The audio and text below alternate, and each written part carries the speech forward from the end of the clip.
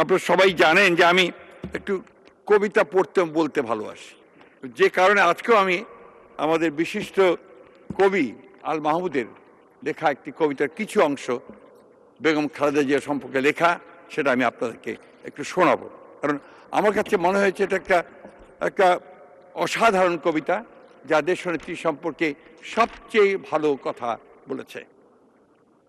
তোমার মুখের দিকে চেয়ে আছে বাংলার ভোরের আকাশ, এদেশের গুল্মলতা ছুতে চায় পল্লবিত আঁচল তোমার। যেন এক প্রতিশ্রুতি হেঁটে যায় আমাদের কণ্ঠকিত কালের ভেতর, লাঞ্ছিতের আহ্বানে যেন মাটি জন্ম দিল এক শস্যগন্ধি মাটিরই কন্যাকে। প্রত্যাশার কণ্ঠস্বর কে জানে কি মন্ত্র বলে, তুমি কেবল ছড়িয়ে দিচ্ছ মাঠ ঘাট আদিগন্ত শস্যের কিনারে। আমরাও সাক্ষ্য দেব, হ্যাঁ আমরা একতা দেখেছি মাতাকে এক অনিশ্চয়ই সাঁধারে দাঁড়িয়ে আলোর ডানার মতো মেলে দিয়ে ব্যাঘ্র দুই বাহু 11 কোটির মাঝে নেমেছিল বিদ্যুৎ বিভায়। কখনো ভুলো না যেন তোমার ঘুমটায় আছে মানুষের আশার বারুদ।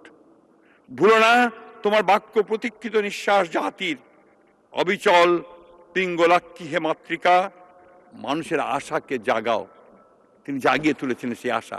তিনি হেঁটে গিয়েছিলেন কারাগারে ভালোভাবে, কিন্তু আবার একই সঙ্গে তাকে হত্যা করার জন্য ফ্যাসিস্টরা যে ষড়যন্ত্র করেছিল, সেই ষড়যন্ত্র তাদের টিকতে পারেনি।